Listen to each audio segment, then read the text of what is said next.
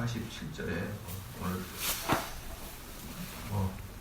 성경에 나와 있는 걸 쭉 강의하니까 순서를 따라가지만 새벽에 듣기에 좀 찝찝한 이런 내용들이 많이 나와가지고 계속 죽이겠다 막 이러는 이게 저의 본심은 아니고 성경을 해석하는 거다라는 걸 잘 알아요. 왜 목사님 그냥 아침마다 막 저주를 내리고 그러시냐. 성경의 진도가 그러는 거예요. 어쩔 수 없습니다. 여기서 47절에 보니까 내 모든 것이 풍족하여도 쭉쭉쭉 여호와 내 하나님 여호와를 섬기지 아니함을 인하여, 그렇죠? 그러니까 이제 이스라엘 백성들이 한번 생각해봐라. 니들을 한번 생각해봐라. 너희들이 애굽 땅에 있을 때 어떤 사람이냐 그 말이죠. 애굽 땅에 있을 때 자유도 없었고 풍족함도 없었고 그랬는데 너희들이 풍족함을 줬지 않느냐, 너희들이 기쁨을 주지 않겠느냐, 가나안 땅에 들어가면. 그래서 그 말이거든요. 내가 모든 것에 풍족하여도 기쁨과 즐거운 마음으로 내 하나님 여호와를 섬기지 않느냐. 너희들이 애굽에서는 그 노예 상태에 있었기 때문에 하나님을 섬기려고 해도 섬기지 못했지 않느냐. 근데 너희들이 이제 기쁨이 있고 풍족하여도 하나님을 섬기지 아니한다 이 말이죠. 이건 뭡니까? 전혀 변명의 여지가 없는 그러한 상태인 거 아니야 이 말이잖아요. 그래서 48절에 내가 줄이고 목마르고 헐벗고 모든 것이 핍절한 중에서 여호와께서 보내사 너를 치게 하실 대적을 섬기게 될 것이니 그가 철멍에를 내 목에 메어서 필경 너를 멸할 것이라 이 말이에요. 이제 쭉 어제까지 얼마나 멍에를 많이 메했습니까? 메뚜기 떼가 와가지고 다 먹여버리고요, 먹어버리고 마른 바람이 와서 다 상하게 하고 쭉 그런 것이 있었는데 이제 이렇게 완전히 핍절한 이유가 뭐냐면 너희들이 풍족한 중에도 여호와 하나님을 섬기지 않았기 때문에 이제 그런 것이다 이 말이죠. 이 말씀 속에는 재밌는 게 뭐냐면은 너희들이 노력해서 이스라엘이 풍족해진 게 아니다 이 말이에요. 그렇지 않습니까? 어제 말씀드렸죠. 거기는 저수지를 못 만든다니까요. 저수지를 못 만들고 그 다음에 수로를 못 만들어요. 저수지가 없으니까. 왜? 산이 없고 골짜기 없으니까 저수지를 못 만든 거예요. 그럼 그들은 저수지 만들려면 맨 땅을 탁 파가지고 물을 가둘 걸 만들어야 되기 때문에 저수지 자체를 만들 수가 없다. 그렇기 때문에 걔네들은 어떻습니까? 비가 올 때 비가 안 와주면은 농사는 다 타버리고 말아요. 딱 요날 비가 와야 됩니다. 요날 비가 와줘야 돼요. 최소한 요번 주는 비가 와야 됩니다. 그럼 요번 주 비가 와줘야 이스라엘 농사가 되거든요. 그렇기 때문에 하나님께서 하신 말씀이 뭐냐 그러면 너희들이 모든 풍족함은 세심한 하나님의 그 섭리 하에서 이 농사가 되어가고 포도가 만들어지고 올리브가 만들어지는데 한참 그러다 보면 어때요? 자연스럽게 비가 올 때는 오나 보다. 자연스럽게 날씨가 선선할 때는 선선해지나 보다. 이걸 너무나 자연스럽게 여기는데 사실 그 모든 것이 하나님의 하나하나의 섭리 과정 속에서 이루어지는 것이지 너희들이 뭐를 심고 뭐를 빼고 잘 가꿨다고 해서 그게 풍족해지는 게 아니야. 근데 사람은 어때요? 자기가 생각하는 거예요. 내가 열심히 아침부터 일하니까 내가 밤늦게까지 수고하였으니까 이런 풍족함을 얻지 이렇게 생각하고 있단 말이에요. 그러니까 하나님께서 어떻습니까? 잠시 잠깐 어때요? 비를 안 내리거나 잠시 잠깐 팍 풍족하게 됐는데 저기 아라비아 광야에서 메뚜기 떼가 와가지고 다 먹어버리거나 이렇게 해버리겠다 이거예요. 이렇게 해버리겠다. 그러면 너희들이 그 풍족함이 너희들 때문인지 아닌지 한번 봐라. 이제 이렇게 말하고 이럴 때 48절에 핍절한 중에 이 모든 것의 핍절한 중에 뭐가 있습니까? 이제 그때 너를 치게 하실 대적을 보낸 거예요. 근데 그 대적이 뭐냐면 그들은 철멍에를 딱 너희들 목에다 철커덕 맬 것이에요. 철커덕 너희 목에다가 철멍에를 매는데 이 철멍에가 여러분 어떠세요? 봐보세요. 그 유관순 매는 거 있잖아요. 그 멍에 쫙 매는 거 있어요. 또 코에 깨그라 이렇게 소에 이렇게 매가지고 이렇게 멍에 같은 거 딱 맨 다음에 그게 이제 거기에 올라타가지고 뭡니까? 대적들이 좌지우지 우리를 끌어갈 거예요. 꼼짝 못하게. 근데 그게 철이야, 철. 매는 것 자체만으로도 고통스러운 철이라고 말이죠. 네? 근데 그 철을 매게 하고 전혀 긍휼함을 보이지 않는 거예요. 전혀 긍휼함을 보이지 않는 거예요. 이제 오성식의 팝스 잉글리시 오성식의 그걸 좀 제가 들어요. 그걸 재밌어서 뭐 영어를 공부한다는 마음도 있지만 재밌어서 듣기도 하는데 그분이 참 재밌게 이야기 잘하거든요. 근데 그분이 외국 사는 것에 대해서 이민 가지 마라 이게 그분의 이야기예요. 영어 좀 못해도 되니까 딱 그러더라고요. 우리나라 사람이 외국인에 비해서 다 잘하는데 딱 하나를 못한대. 외국인에 비해서 다 잘하는데 하나를 못한다. 그게 뭐냐? 영어다. 그러니까 쫄지 말라는 거예요. 외국인한테. 살아보면 우리가 더 똑똑하고 단지 영어만 못했을 뿐이지. 근데 저는 거기다가 하나를 더 붙이고 싶어요. 외모도 그렇다. 외모도 좀 떨어진다. 외국인한테. 근데 이제 그분은 다 잘하는데 영어 못한다. 그러면서 하는 말이 그렇게 미국 사람과 캐나다 사람은 신사적이랍니다. 그런데 자기 이해관계가 딱 들어가면 이만큼도 긍휼함이 안 느껴진대요. 이만큼도. 이게 정말 그게 말로 표현하지 못하는 그 너무 서러운데 그게. 그러니까 우리 한국 사람들은 막 속에서 지지고 볶고 싸우고 죽이고 살리고 그래도 낫대 한국이. 그래도 한국인끼리 사는 게 낫대. 근데 외국인 사람들 그렇게 젠틀하고 그렇게 뭡니까 천사 같아요. 길에서 이렇게 만나면은 하이 그러면은 그렇게 웃는 얼굴이 그렇게 천진난만하고 외국인들은요. 그래요. 봐보면 외국인들의 얼굴이 착하게 딱 서 있어요. 가끔 저희 교회에 오시는 캐나다나 미국 그 목사님 어르신을 봐봐요. 얼굴이 착하게 생겼죠. 우리는 어때요? 눈이 착재져가지고 되게 무섭게 생겼고 외국인들은 똘망똘망 해가지고 아주 선하게 생겼어요. 선하게. 그래서 미국서 오신 분들은 전반적으로 착해요. 우리나라의 자세가 큰 사람들은 전반적으로 좀 어때요? 강해요. 그래도 한국이 낫다는 거예요. 그래도 그렇게 강하고 안 착하고 싸우고 지지고 볶아도 한국이 낫다. 왜냐 그러면 미국인들이 보면은 딱 때로는 정말 자비함이 안 느껴지거든요. 딱 예쁘다 이렇게 하던 사람이 전혀 피 한 방울 찔러도 피 한 방울 안 나게 보일 때가 있어요. 한 번씩. 그러면요, 이건 정말 말로 표현하기 어려운 그런 민망함, 그런 어떻게 몸둘 바를 모름 이게 보이거든요. 근데 여기서도 보면은 어때요? 철 멍에를 씌우고 우리에게 뭐 하겠습니까? 어떠한 긍휼도 보이지 않는 그런 대적들이 올 거란 말이에요. 그러면 너희들은 어떤지 한번 보여주겠다. 그럴 때 너희들이 어떻게 되는지 내가 보여주겠다 이 말이에요. 49절에 곧 여호와께서 원방에서, 이 원방이 뭐냐면 먼 나라에, 먼 나라 원근 각처에서 오십니다.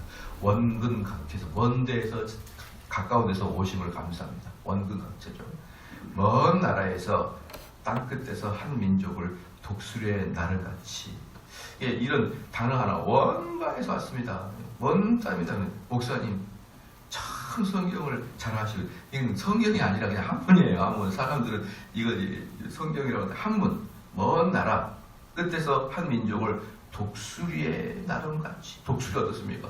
독수리는요 정말 무서운 거예요. 독수리는. 왜냐 그러면 다른 동물들은 딱 보고 사자가 저기 있다 보이잖아요. 독수리는 보이질 않아요. 독수리는 저기 위에서 높은 상공에서 일반 새가 날아다니는 것보다 더 2배, 3배 높은 데 있어요. 독수리는. 그리고 독수리는 어떻습니까? 참새처럼 수줍게 부끄럽게 날개짓 하지 않아요. 독수리는 다 펴고 있어요. 이렇게. 이것만 있어도 기류에 의해서 떠 있어요. 독수리는. 그렇기 때문에 멀리 위에 있기 때문에 소리도 안 들립니다. 그게 독수리예요. 왜 일반 새보다 2~3배 위에 있냐? 독수리의 먹잇감에 새까지 포함되어 있으니까. 그 위에 있는 거예요. 위에. 그리고 이 독수리가 눈이 얼마나 좋은지 그 높은 데 있어도 쥐새끼 한 마리까지 보입니다. 땅에 쥐새끼가 보인다고요. 탁 있다가 쥐새끼라도 보이면 손살같이 내려와서 정확하게 딱 타격해요. 정확하게 타격. 그래서 독수리가 무서운 거예요. 네. 그래서 여기서 땅 끝에서 한 민족을 독수리의 나름같이 너를 치러 오게 하시니, 이것은 뭡니까? 손쓸 방법이 없고, 독수리는 공격하게 되면 정확하게 잡아냅니다. 그래서 신속하고 정확하게 뜻이 독수리예요. 독수리. 저는 독수리가 큰 양뿐만 아니라 외국 언어로 제가 잘 몰라서 그런데 노루 같은 거 있잖아요. 노루 같은 것도 제가 독수리가 그 체감을 걸 봤어요. 야, 엄청나더라고요. 엄청나. 얼마나 무거운지 그 높게 해가지고 그 노루 같은 데 등을 딱 잡았는데 잘 못 날아요. 잘 못 날아. 무거워서. 그런데도 계속 퍼덕퍼덕 그러니까 서서히 떠요, 이게. 그 큰 놈을 잡아가지고 가서 먹더라고요. 우리들도 독수리가 먹습니다. 이렇게 지나가다가 좀 작은 아이들은 쳐버려요. 독수리가 쳐가서 찍고 올라가면 끝입니다. 그거. 가다가 한번 떨어뜨려 버리거든요. 지금 당연할 수가 없어요. 전혀 뭐가 없으니까 극률함이 없고 자비함도 없고 타협도 없어요. 끝! 그냥 그걸로. 독수리의 나름같이 너를 치러 오게 하시리니 이는 내가 그 언어를 알지 못하는 민족이요. 그 언어를 알지 못하는 민족이 뭡니까? 이게 바로 외국인인데 그 외국이 어디냐 그러면은 아수르와 바벨론이에요. 이 재밌는 게 뭐냐면 아수르와 바벨론의 언어와 이 히브리의 언어는 우리 한글과 영어가 완전히 뿌리가 다르듯이, 그래서 우리는 아무리 공부를 해도 영어가 잘 안 되듯이 그 뿌리와 어원 자체가 전혀 다르기 때문에 이 통역이 안 돼요. 아수르와 바벨론의 언어가 히브리하고는 아예 통역이 안 됩니다. 그러니까 너희들이 알아듣지 못하는 자들이 너희들을 치러 올 건데 그때는 독수리처럼 쏘여서같이. 여러분 그 외국에 가더라도요. 외국에 가면 왜 공포스럽냐 그러면 우리가 뭔가에 경찰한테 걸렸어요. 근데 뭐라고 말하는데 무슨 말인지 하나도 못 알아듣게 된 거예요. 그게 공포예요. 그게. 우리가 경찰에 가면 이렇게 말하죠. 아, 내가 왜 따라가는지 좀 알고 갑시다. 그게 복이에요. 그게 복. 외국인한테는 말해봐요. 한마디도 못해요. 우리 그 아르헨티나 가가지고 아르헨티나하고 저기 칠레 국경선이 큰 사막이에요. 막 선이 있는 게 아니라 큰 사막을 건너면 국경입니다. 그게. 그 사막에도 차로 몇 시간씩 가는 게 국경이에요. 한참 사막을 달리고 있는데 국경 수비대라고 막 따라오더라고요. 쫙 따라와요. 그냥 따라오는데 저기 백미러를 보니까 집차 한 대가 막 난리를 치고 오는 거예요. 큰일 났다. 그 사막에 우리밖에 없는데. 막 쓰라 그러고, 아니 뭘 쓰라 그러냐. 우리는 이제 큰일 났다고 생각한 거예요. 이제 어디 사막 구석에 몰려가가지고 이제 취조를 받고 그럴 줄 알고 막 쓰라 그러고 뭐라고 난리를 치더라고요. 너무너무 긴장을 했어요. 나중에 알고 보니까 라이트 안 켰다고. 요거 불 안 켰으니까 다음부터는 킨다고 사인하라는 거예요. 근데 우리는 느낌상 그 울그락불 가는 사람이 하는 사람, 너가 감옥에 가도 억울하지 않다는 걸 사인해라. 이런 것으로 받아들여지는 거예요. 무슨 말을 하는데. 근데 앞으로 라이트 켜겠습니다. 이런 사인. 그거 자체가 말이 통하지 않는 것 자체가 공포예요, 여러분. 딱 잡았을 때. 그런데 외부인이 침입해 왔는데, 자비도 없는데, 이 아수르 바벨론이 철커덕 오는데, 한 번만 봐주세요라고 말도 못해요. 왜? 통하지도 않으니까. 그런 얘기가 있더라고요. 영어는 좀 되니까 이제 그런 스페인어권에 가면 그런다고 합니다. 경찰한테 걸려가지고 자동차를 운전해가지고 가가지고 대충 들은 건데 사인을 거기는 무조건 사인을 해야 돼요. 경찰한테 걸려서 사인해야 됩니다. 절대 사인 안 하고 있는 거예요. 한국인 사람이. 경찰이 이렇게 사인하는 거 사인 안 합니다. 무언 손해를 당할까봐. 그래가지고 변호사를 불렀어요. 변호사 불러가지고 들어보니까 앞으로 안전벨트 하겠습니다. 그거를 안전벨트를 안 해가지고 가가지고 사인하는데 못하고 가만히 있다가 들떠고 있다가 자기 변호사 불러서 변호사랑 이야기하십시오. 물어보니까 안전벨트를 차겠습니다. 그게 여러분 여러분들이 잘 못 느껴서 그랬지만 진짜 공포입니다. 진짜 공포. 말할 수 없는 공포예요. 제가 옛날 필리핀에서 있었던 이야기를 해드렸죠.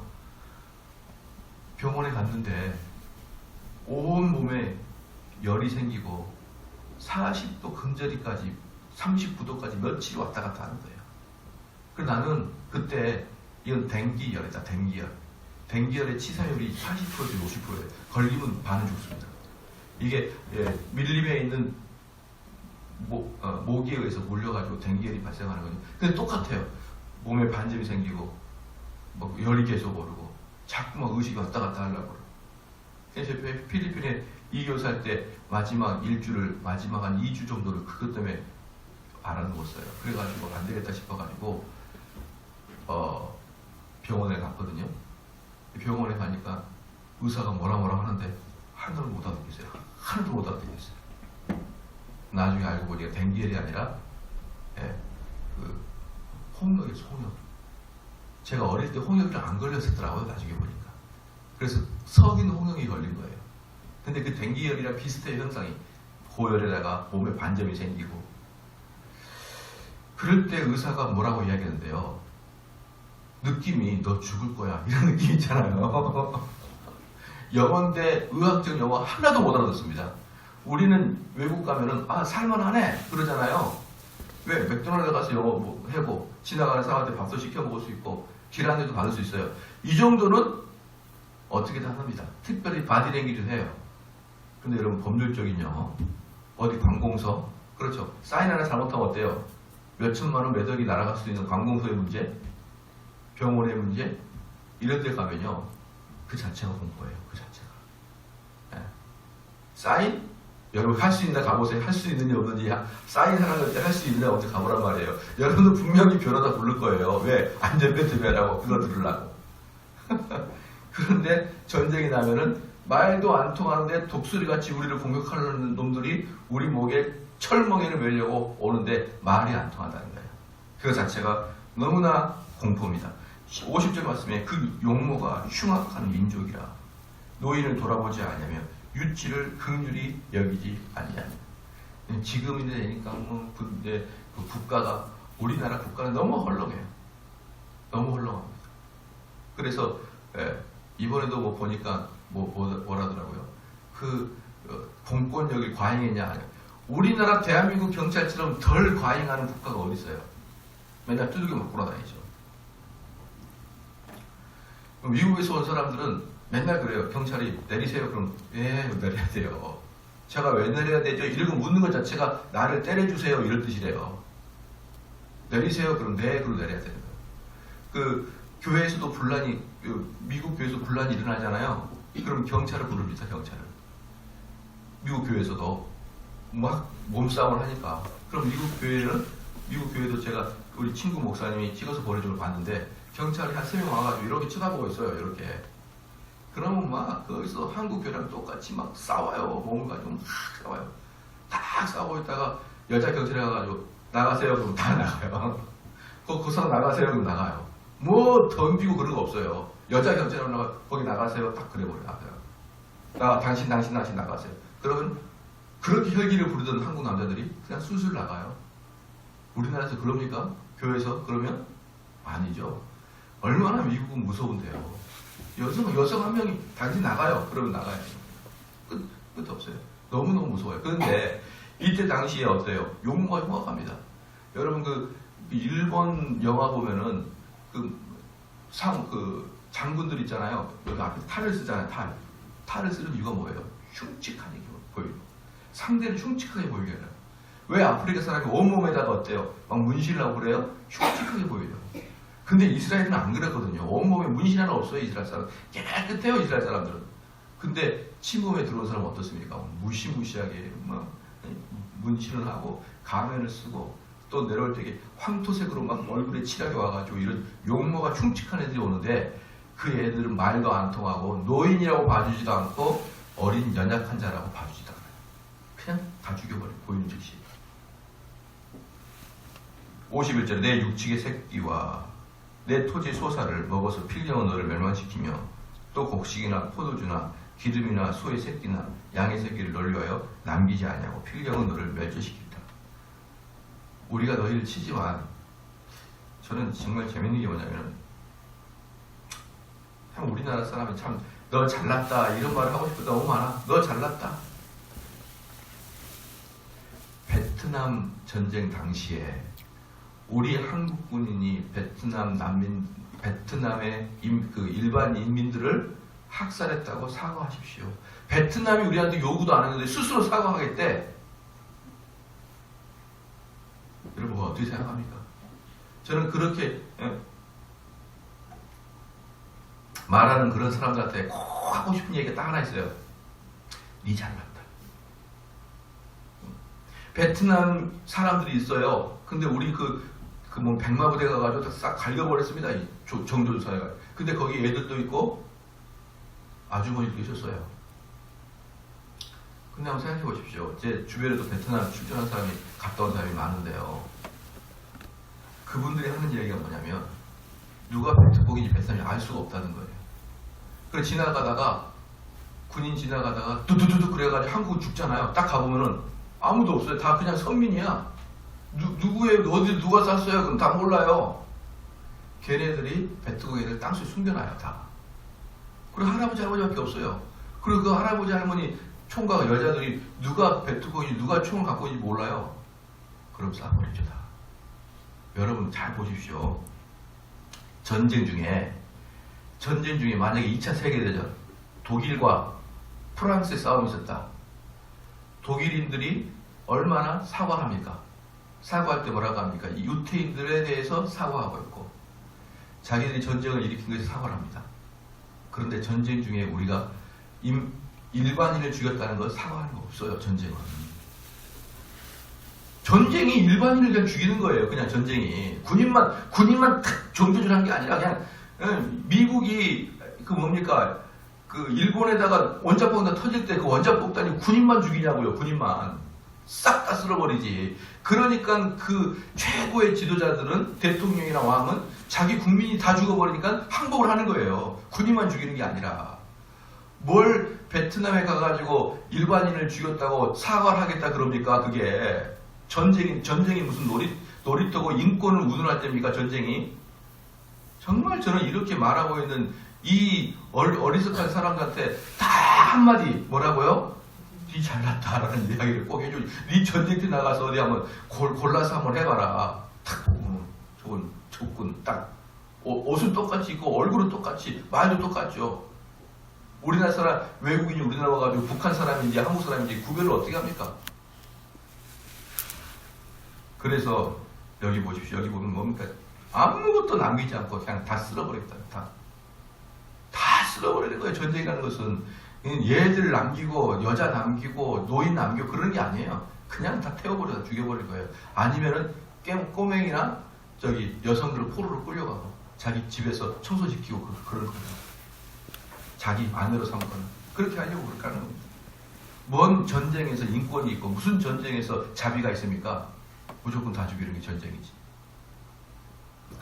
52절에 그들이 전국에서 내 모든 성읍을 에워싸고 내가 의뢰하는 바 높고 견고한 성벽을 다 벌며 내 하나님 여호와께서 내게 주시는 땅의 모든 성읍에서 너를 에워싸리라. 무슨 말이냐면요. 이스라엘 사람들은 어떻게 생각했냐면 하나님께 꼭 의지하지 않아도 성을 견고하게 쌓으면 된다고 생각했어요. 우리가 이제 2020년에 교회에서 또 예루살렘을 한번 갈 건데 여러분 예루살렘은요 너무 가봐야 됩니다. 가봐야 돼. 우리 평생 성경이 있는데 성경의 땅이 어떻게 생겼는지 한번 보고 또 천국 가야 될 거 아니에요. 그러니까 다 여러분 2020년까지 건강을 다 유지하겠다 같이 가셔야죠. 같이 가는데 예루살렘 성은 천혜의 그 군사적 요충지고 암벽에 뭡니까 언덕배기 위에 또 성벽이 있는 거예요. 그러니까 침범을 못하는 겁니다. 예루살렘 같은 경우 침범을 못해요. 그 성 자체를 못 들어오게 그렇게 천의 요새예요. 예루살렘. 그러면은 어떻습니까?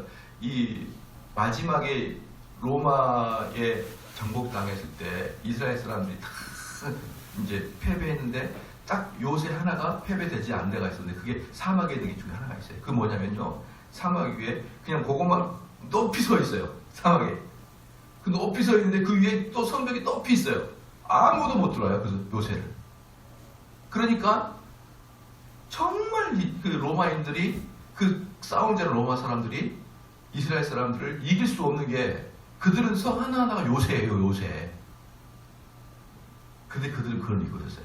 야, 이걸 누가 보면 누가 들어. 우리가 성 쌓고 있고 하나님이 우리를 보호해 주지 않아도 우리가 성 쌓고 우리가 끝까지 죽을 때까지 싸우면 누가 우리를 이길 수 있겠어? 이런 마음이 있었던 거예요. 이런 마음이. 근데 여기서 보니까 뭐라 합니까? 이 적들이 이스라엘을 공격하는 방식이 뭐냐면 에워싸버려요. 성을. 포위를 해버려요. 포위를 하고 뭐합니까? 시작? 그때부터 1년이고 2년이고 3년이고 나올 때까지 그냥 마을을 형성하고 살아요. 포위를 해놓고 성을 포위하고 마을 형성하고 살아요. 그럼 뭐가 되는 것이죠? 양식이 없어지는 거예요. 그러니까 이스라엘 사람들이 미처 그 생각 못할 거예요. 막 전쟁은 그 공식처럼 쳐들어와서 막 창으로 찌르고 활 쏘고 이게 전쟁인 줄 알았는데 나중에 적군들이 온 거 보니까 난 너희랑 안 싸울 거야. 단지 여기다가 마을을 만들고 살 거야 하면서 탁 마을을 하니까 3년 정도 지나니까 굶어서 손들고 나와요. 로마도 결국 이스라엘을 마지막에 마무리 짓는 게 포위였어요. 포위. 자 봅시다. 그러니까 그렇게 하면 그들이 전국에서 내 모든 소목을 에워싸서 포위를 해버린 거예요. 에워싸고 네가 의뢰하는 바 높고 견고한 성벽을 다 걸며 내 하나님 여호와께서 내게 주시는 땅 모든 소목에서 너를 에워싸 다 포위해서 나중에 걔네들이 어때요? 항복하면 가서 성을 다 걸어버려요. 다 걸어버려요. 다시는 이런 데 못 들어오게 걸어버려요. 그러니까 결국 뭐예요? 전쟁이 뭡니까? 굶겨 죽이는 전쟁이다. 굶겨 죽이는 전쟁. 그러면 이들이 이제 어떤 상태가 되어버리냐? 이 말도 안 통하죠. 무자비하죠. 무섭죠. 그리고 굶겨 죽이죠. 이런 상태가 되면 어떻게 되느냐? 그때부터 정말 무서운 일이 발생해요. 53절에 네가 대적에게 에워싸이고 맹렬히 쳐서 곤란케 함을 당함으로 내 하나님 여호와께서 내게 주신 자녀 곧 내 몸 소적의 고기를 먹었죠. 어때요? 자기 자녀를 먹겠다. 네 자녀들을 먹게 하겠다. 이때는 저는 이제 생각을 해봤거든요. 저는 이제 이게 이제 에레미야에서 나와요. 에레미야에서 나오고 자녀를 오늘은 너의 자녀, 내일은 내 자녀 이렇게 먹고 11기하에도 나오거든요. 2번이 나옵니다. 이 자녀를 먹는 이야기가. 그런데 진짜 먹을 수 있을까? 여러분 어떻습니까? 한번 상상을 바꿔보십시오. 진짜 먹을 수 있을까? 근데 저는 2가지 면에서는 먹을 수 있을 거라고 생각합니다. 2가지 면에서는. 첫 번째는요. 아이가 자연사해 버렸을 때. 아이가 자연사가 되면은 먹을 게 하나도 없어요. 그럼 어차피 죽은 거 땅에 묻어야 되잖아요. 그럴 바에 먹을 수 있지 않겠나? 이런 생각이고. 2번째, 얘네들 정신이 해가다겠다. 너무나 공포와 소망 없음에 정신이 전쟁 중에는 여러분 정신병자가 생겨요. 많이. 오락가락 해버릴 만큼 공포에 들어가거든요. 자기가 절제를 할 수가 없는 거예요. 그 상태가 되면 먹을 것이다. 저는 생각이 들거든요. 근데 실제로 하나님께서 여기서 너희 자녀를 먹겠다. 이렇게 했어요. 54절에 너희 중에 유순하고 연약한 남자라도 그 형제와 그 품의 아내와 그 남은 자녀를 질시하여. 여기서 질시하다는 게 뭐냐면요. 서로 시기한다는 거예요. 시기. 그러니까 남편이 아내를 시기하고 남편이 남편의 형제를 시기하고 심지어 자녀들을 시기합니다. 왜 시기하냐? 왜 질시하고 시기하냐? 55절에 자기의 먹는 그 자녀의 고기를 그중 누구든지 주지 않냐면 내 자녀를 내가 먹는데 그 자녀를 달라고 하면은 내 아들을 먹는데 내 형제나 다른 자녀들도 안 준다 이 말이에요. 서로 그걸 뜯어먹으려고 그런다.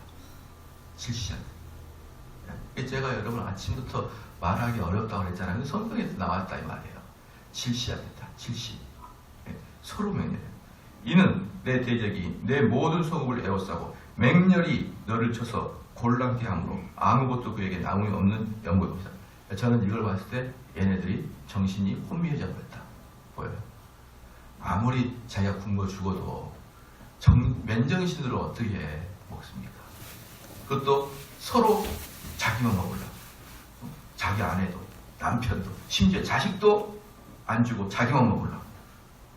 이게 어떻게 제정신이냐고요, 이게. 그렇죠.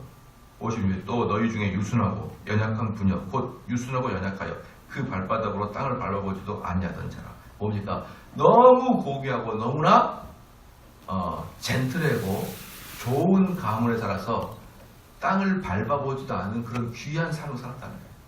맨날 마차만 타고 다니고 말만 타고 다니고 땅을 별로 걷지도 않은 그런 아주 유순하고 착한 여인, 세련된 여인, 밟아보지도 아니하던 자라도 그 품의 남편과 그 자녀를 제시하여 그런 자라도 아주 극단적으로 몰고 가가지고 그렇게 유순한 자인데 똑같아요.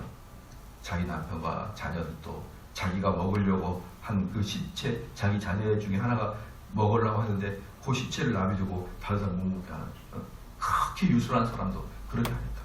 57절 그 다리에서 나온 태와 자기의 낳은 어린 자식을 가만히 먹으리니 조용히 숨어서 남들 보지 않게. 왜? 뺏기니까. 이는 내 대적이 내 생명을 에워싸고 맹렬해서 곤란케 함으로 아무것도 얻지 못하니라. 계속 추임새처럼 뭐합니까? 네 대적이 너를 맹렬히 공격하고 너는 정신을 잃고. 어때요? 비참해도 이런 비참함이 어디 있어요? 너희가 하나님을 배신하는 자들에게는 이러한 비참함을 주겠다. 그리고 실제로 이스라엘 역사상 에레미야 시대에 나타나고 그 다음에 열왕기상에서 나타납니다. 열왕기상에서 나타나요. 한번 찾아볼까요? 열왕기하 6장 가볼까요? 열왕기하 6장. 열왕기하 6장.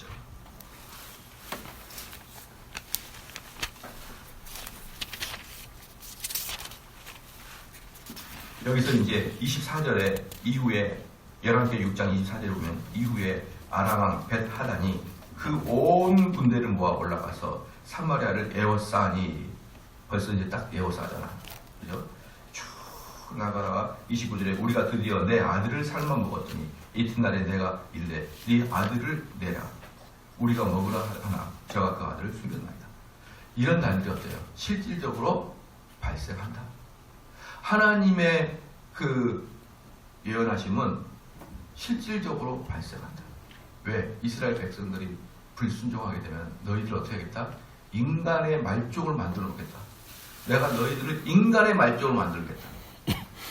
그래서 우리는요, 우리의 노력으로 살아가는 거 아닙니다.